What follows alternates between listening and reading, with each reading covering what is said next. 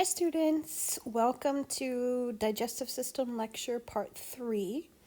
If you recall, in Part 2 we left off learning about the small intestines, the modifications,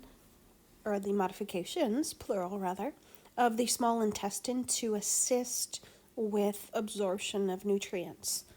So far you've seen pictures of the small intestines in your book, but you haven't yet seen what it looks like underneath a microscope, the histology.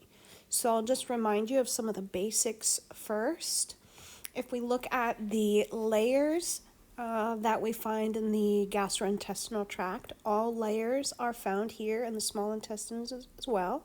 So you've got the mucosa, and remember, it would have 3 sublayers to it, although all 3 are not very obvious. They would have epithelium. They would have a basal, actually, we'll call it lamina propria. And then the last one would be muscularis mucosa, right? So all 3 of those sublayers would be found in the mucosa, and then superficial to that, all of this would be submucosa, and all of this would be the muscularis externa, and then there would be a very thin layer of serosa, or I'd prefer you call it visceral peritoneum. So all of those layers are present. We learned in the second lecture about the projections of the mucosa called villi, and they are pretty distinct here, although I've drawn all over them. Here's a nice one. Here's one villus. Here would be another and another. Remember, they help to increase the surface area for absorption. And then also here you can see one of those intestinal crypts. If we go to the next slide, this is on a greater magnification. You can still see the villi, although the name has been lost here. And you then have a much better view of those intestinal crypts that create that intestinal juice.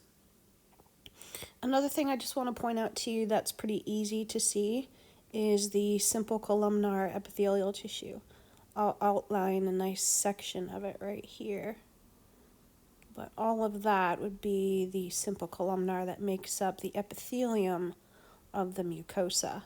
And then superficial to that, or just underneath that, then all of that would be lamina propria. And down here would be that muscularis mucosa. So you can pretty clearly see all 3 of the layers of the mucosa here.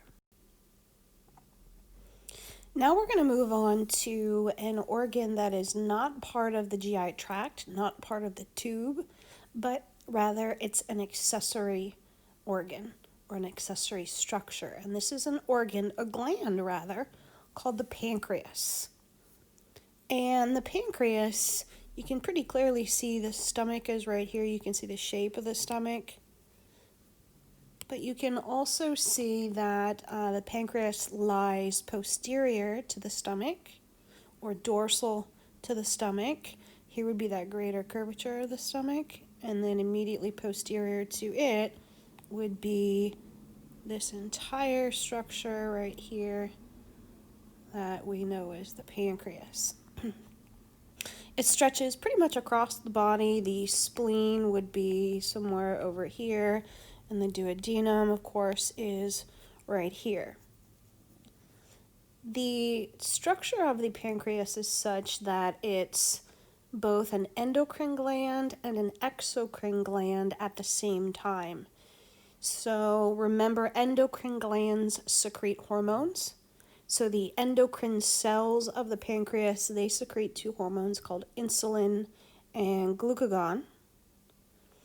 And the exocrine portion of the pancreas, or the exocrine glands of the pancreas, secrete what we call pancreatic juice or pancreatin. I'll tell you a little bit more about what that is here in a second.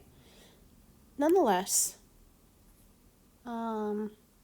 those secretions make their way, let me get a good pen here. Those secretions make their way through the pancreatic duct. So here's this long duct that you see right here, pancreatic duct, and then it's going to lead to the duodenum. Remember earlier in lecture 2, I mentioned that the duodenum acts as a chemical mixing bowl. So imagine a chyme leaving the stomach and making its way into the duodenum, and that pancreas then is going to have its secretions that it sends into the duodenum to aid in chemical digestion. I apologize for the formatting here. I still think you can understand. Excuse me. The pancreas, remember, I said that it secretes what we call pancreatic juice, and that's a mix of enzymes to help with chemical digestion of food, and also buffers like sodium bicarbonate. Remember, the pH of the stomach is somewhere around 2. When that chyme leaves the stomach and makes its way into the duodenum, it's still at a pH of 2, and that's pretty low. So the sodium bicarb that the pancreas secretes increases pH somewhere up closer to 6, so that really low pH doesn't damage the intestines. Pancreatic juice is made up of, like I mentioned earlier, enzymes. So there's one called pancreatic amylase that breaks down starch into a smaller sugar called maltose.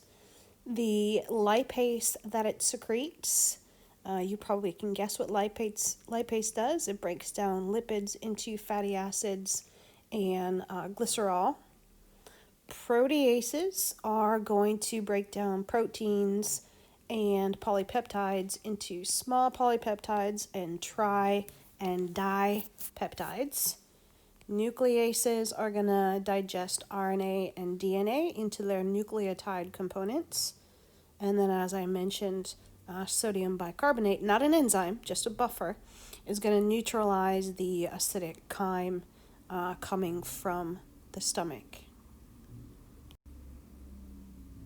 We're going to move on now to another accessory organ, which is the liver. And this is one of the largest organs in the body, kind of minus the skin, I guess you could say.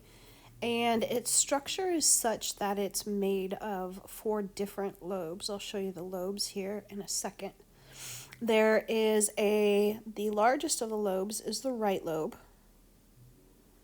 And then, of course, the left lobe. And it's divided by a piece of connective tissue called the falciform ligament. It's not a ligament in the true sense that it anchors bone to bone. This is just a connective tissue structure holding the 2 lobes together.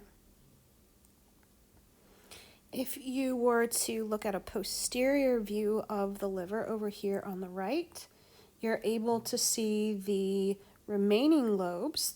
There is what we call the caudate lobe right here, and then the quadrate lobe. So those are the 4 lobes of the liver.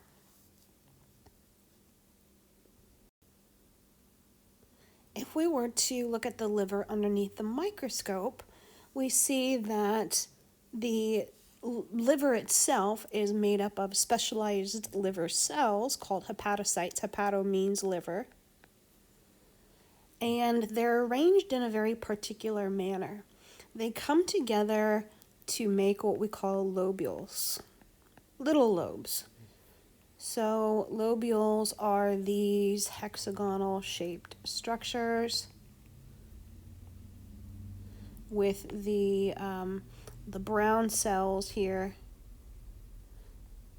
being the hepatocytes. They're over here too. I was just trying not to draw too much on this one. But all of these cells are the hepatocytes. One of the main functions of the liver is to filter blood, filtering the blood that's coming directly from the GI tract. You might think that when you absorb nutrients, those nutrients travel directly to the blood vessels, and then the heart immediately transports those nutrients and anything else that's been absorbed to the rest of the body. But that is absolutely not the case. The body's kind of got a fail-safe here, or a monitor in the liver, in that the blood that's being drained from the small intestines, that's going to be high in nutrients and anything else that's been absorbed, goes directly to the liver first. It makes a pit stop in the liver, and the liver is going to modify that blood. It's going to detoxify that blood and ensure that that blood has the proper contents or the proper concentration of enzymes and nutrients, and doesn't contain things that are toxic like alcohol, or it can also monitor the blood for any pathogens you may have ingested. So that brings me to the other structures making up the lobule of the liver, and those are the blood vessels. So what you can see here in blue, let's see, they didn't name it, I'll name it for you. At each one of the corners, right here, these blue blood vessels, those are a branch of what we call the hepatic portal vein. When we get to the cardiovascular system, I'll teach you more about that. This is just a small branch of what we call the hepatic portal vein. Oops. And this vein is carrying blood directly from the GI tract into the liver. So each one of these blood vessels right here is carrying blood that's nutrient rich from the GI tract into the liver. And that blood is going to pass down these blood vessels right here, called sinusoids. And these sinusoids, they don't show it to you, but these sinusoids are really leaky blood vessels. Think of them as canals, where a canal or a drainage ditch doesn't have a top to it, but it's got the water flowing down it. And when we have a flood, the water flows over the sides of that drainage canal. That's kind of what happens here with the sinusoids, is that as the blood travels down those sinusoids, it's going to overflow the sinusoids, and the blood then is going to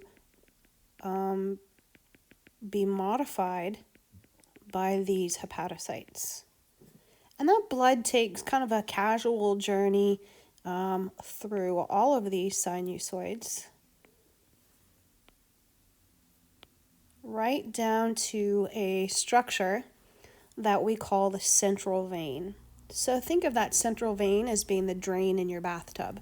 So that central vein is collecting blood from all of these sinusoids. And from that central vein, all of the central veins of all of the liver lobules all come together to create what we call the hepatic vein. And that's the main vein that drains the liver and sends that modified blood into your blood vessels. So think of that blood as from your GI tract that's carrying nutrients and anything else you absorbed, traveling to the liver, being modified in the liver and detoxified in the liver, and then draining out of the liver and then going into circulation. So along the way, this picture over here on the right doesn't have the sinusoids, but we can still imagine it without it. We've got blood traveling down in this direction through those sinusoids, and it overflows, kind of marinates these hepatocytes. And as that blood is covering or being modified by those hepatocytes are also secreting products, enzymes, etc., into the sinusoids, so that the blood that makes its way down these central veins is detoxified and modified. lobules. If we go back to here, and let me erase all this business that I drew, you can pretty easily see the hepatic triads at each corner, right? So you know what the branch of the hepatic portal vein is bringing to the liver lobules, and you know that, oh, here we go. This is a much better picture. I apologize for getting ahead of myself. So again, we've got blood coming in from the GI tract up this way, and it's going to travel slowly down the sinusoids. That blood's going to overflow the banks of the sinusoids, for instance, and then be modified by these hepatocytes. Those hepatocytes then will send some products back into that blood, right? Absorb some products and keep some products out of the blood. So modified products are being essentially sent back into the sinusoids, and the blood just continues on and makes its way down that central vein. Another main function of the liver is to produce bile. And bile is a product that helps to emulsify fats, or you could say lipids. Emulsify means to essentially dissolve or break down.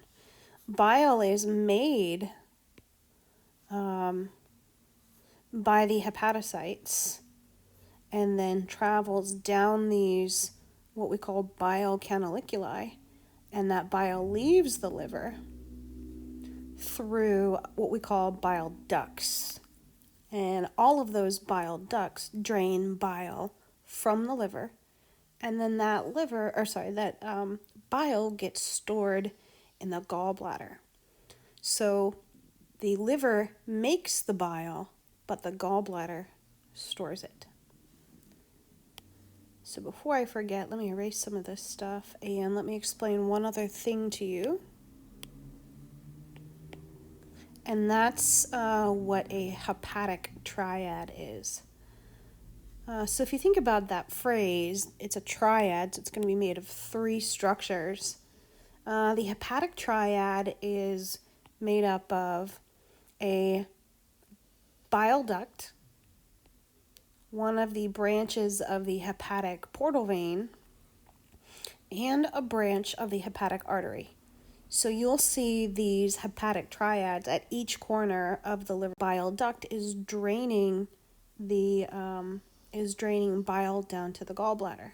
But what we I haven't discussed with you yet is the branch of the hepatic artery, which is this red structure that you see here. That blood that's being brought up from the GI tract through the branch of the hepatic portal vein is low in oxygen. So these living cells, these living hepatocytes here, they still need to have oxygen.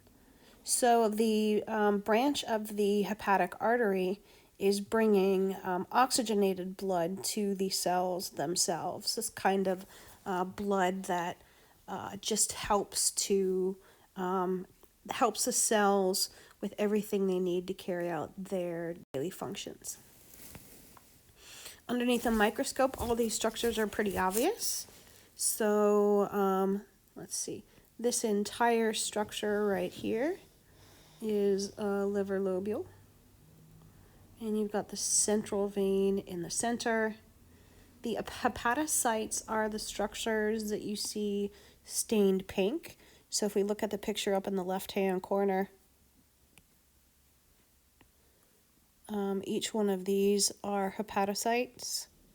And the white streaks in between, those are the sinusoids.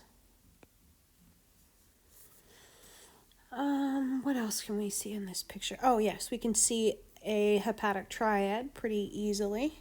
So here's a branch of the hepatic portal vein. Here are bile ducts, and here is a branch of the hepatic artery.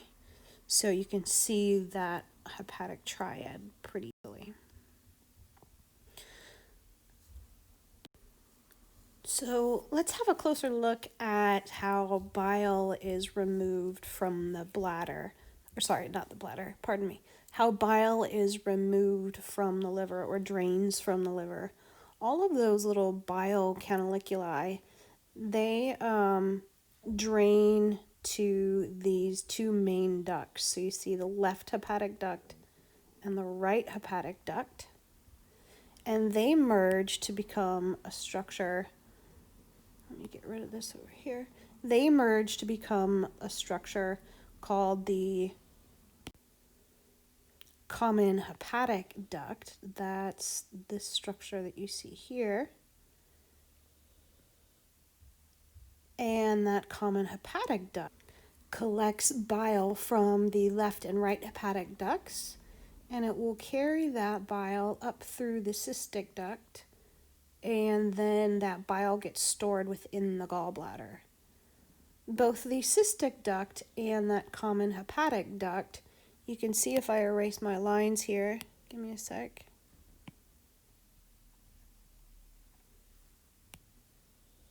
So all of those ducts, the cystic duct right here and the common hepatic duct, they eventually merge together, you see right here, and they become one single duct called the common bile duct. And it's that common bile duct that you can see right here is going to drain that bile into the duodenum. Let's go ahead and look at some of the functions of the liver. There are over 200, so obviously we're not going to discuss discuss all of them here. We'll just discuss a few of them. As I mentioned, the liver produces bile, and it excretes that bile. But one of the things the liver also does is it stores glucose in its stored form called glycogen. And think of the importance of this. The liver acts as a metabolic regulator, ensuring that glucose stays stable. So the concentration of your blood glucose doesn't ever decrease significantly or increase significantly. It's always stable. So imagine not having a liver, for instance, and eating a bag of Skittles. And all of that sugar goes from your small intestine. All that sugar goes from your small intestines directly into your bloodstream. Think of the homeostatic imbalance that might result. You'd have this rush of sugar into your blood, and that would cause a number of issues with your blood. But in addition to that, your cells can't use all of that glucose all at once. So it would be a really inefficient way to regulate or to utilize energy if you get these rushes, these highs or these high concentrations of glucose, and then glucose falls, etc. So in that respect, the liver acts as a metabolic regulator. It also helps to regulate the amount of fatty acids that we find in the blood as well. Some of the fat-soluble vitamins and minerals. So really the liver is kind of acting as a, like I said, as a monitor for the blood, constantly monitoring blood concentrations and modifying blood concentrations of energy and other products that your cells need.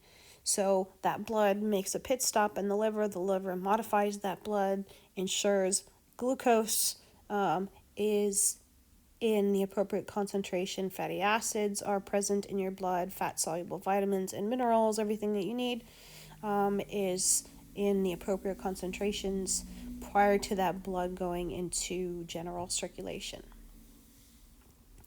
Another function of the liver is the interconversion of nutrients. So this means creating glucose out of other major macromolecules. So the liver has the ability to, from protein, make glucose, or from lipids, also make glucose. Recall from your Gen Bio classes that glucose is the preferred form of energy for mitochondria in your cells. So if there isn't enough glucose present, the liver has the ability to make glucose from proteins and lipids to ensure that your cells are constantly getting the nutrients that they need. Another function of the liver is detoxification and removal of drugs that may be ingested, any toxins that you may have ingested through something you ate or drank, and breaking down hormones that have already been used. Lastly, the liver carries out what we call hematological regulation. So that means breaking down old or worn out red blood cells and then recycling the components of those red blood cells where possible, and the phagocytosis of any bacteria that have made their way in or any other pathogens. And then also with hematological regulation, that includes the synthesis or the making or the creating of plasma proteins. Remember that plasma is the watery component of blood, and there are proteins dissolved in that plasma that carry out a number of functions. Those functions you'll learn about when you get to your physiology class. In the earlier slides, when we were learning about the lobules and the sinusoids, I have already mentioned all of these things to you, the blood supply to the liver, so you can read this slide. It's just a review of what we covered previously. Let's move on then to the last organ of the GI tract. So remember that the pancreas and the liver, those were accessory organs. They're not part of the GI tract. There was no food or drink passing through either one of those organs. So we're going back now to the very last part of the GI tract, the most distal part, and that's the large intestine. The large intestine is sometimes also referred to the colon, so it just kind of depends on your setting, but either term is appropriate. The colon begins at where the ileum ends. So here's the last section of the small intestines, the ileum. And you see where that ileum connects directly to the colon. And the ileum is going to release its contents into the colon via this little structure right there. It's actually a sphincter. It's called the ileocecal sphincter or the ileocecal valve. So what's coming from the small intestines is chyme, so kind of this greenish goo, and that makes its way through the ileocecal valve into this first section of the small intestines, this little pouch that's called the cecum. From there, that chyme is just going to make its way around the colon or large intestine through different distinct sections. So I guess I'll use blue. That chyme is going to travel up the ascending colon. It then makes a turn here and travels across the body through the transverse colon, makes a downward turn through the descending colon, and then makes its way into what we call the sigmoid colon, and then ultimately down to where feces are stored in the rectum. So really the large intestine is creating a hard, compact, solid waste material that we know as feces. And one of the ways in which it's doing that is that it is reabsorbing water from chyme. The chyme that comes from the ileum, oops, I should have made that green. Everything else, all the chyme was green. So that chyme is coming from the ileum, and it's quite watery. And our bodies are pretty good at conserving water. So that chyme that's real watery, as it makes its way through the GI tract here, the colon, that water is going to get reabsorbed into these blood vessels right here. the large intestines, even though they're not carrying out absorption of nutrients, they're largely responsible for a lot of the water that we reabsorb. So the large intestines are really well vascularized, just like everywhere else along the GI tract. In fact, individuals who are ill and can't take medication, or children that won't accept medication, or individuals who are nauseous and will vomit medication, oftentimes, and don't get grossed out, but oftentimes a medication in suppository form can be put into or inserted into the rectum, and that suppository then will gradually kind of dissolve, and its products can leak into the blood vessels here and act as a method of absorbing medication into the bloodstream without it having to go through the mouth, the esophagus, or the stomach. So anyway, that's just a clinical application of that knowledge. And lastly, I want to draw your attention to this thing right here. That's called the appendix. And the appendix is, as you probably know, a structure that we don't have to live. We can live without it.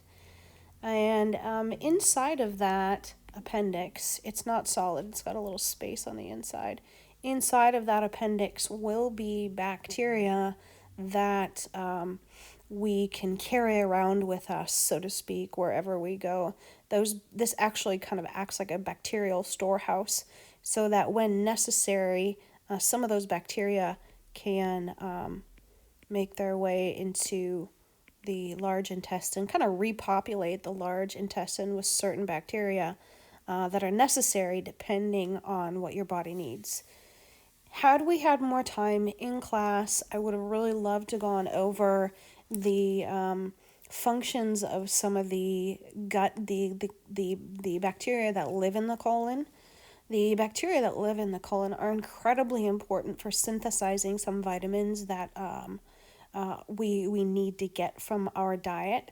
Those bacteria are also really important for overall health, just like they were in the small intestines and in the stomach. And those bacteria that you carry around with you in your colon aren't always, they're not always maintained in very specific ratios. So for instance, if you were to take an antibiotic, you're probably going to kill some of the bacteria right here in the colon, right? And we know that those bacteria, most of them are good guys. There's this constant fight between good bacteria and bad bacteria in your colon. The good bacteria carry out a number of services for you, but when you take an antibiotic, the antibiotic often doesn't do much discriminating between good bacteria and bad bacteria. So my point is that the bacteria in here, in the appendix, can reseed or repopulate the colon with the appropriate bacteria when necessary. So you're carrying around a bacterial storage facility, essentially. Okay, so I kind of already got ahead of myself again and talked about these functions, but I'll just read them to you.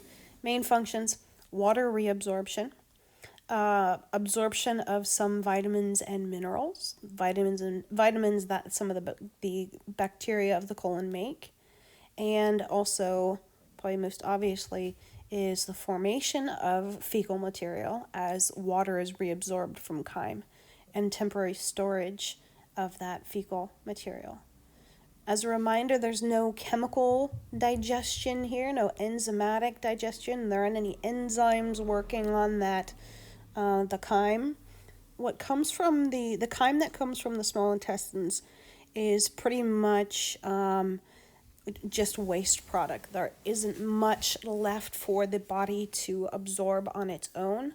Some of the bacteria, like I mentioned before, in the colon can take those waste products in chyme and produce things like vitamins but the body, the human body itself, isn't doing any more chemical digestion. The large intestines are still lined with simple columnar epithelium, with the exception of stratified squamous right at the anal canal. Like the small intestines, there are no plicae circularis or villi. So this kind of tells you, like, hey, you don't see those folds in the submucosa and the mucosa anymore. So this structure isn't as adept at absorbing nutrients, although it still will reabsorb water. We see modifications in the muscularis externa and in the serosa. The muscularis externa, the outer longitudinal layer, which earlier wrapped all the way around the small intestines, now has been reduced to this strip of muscle that we call Taenia coli. And so when that muscle contracts, it kind of creates these little pouches, these little puckers that we call haustra. So I'll outline each one of those. A haustrum, that's singular, outline a haustrum just in green here.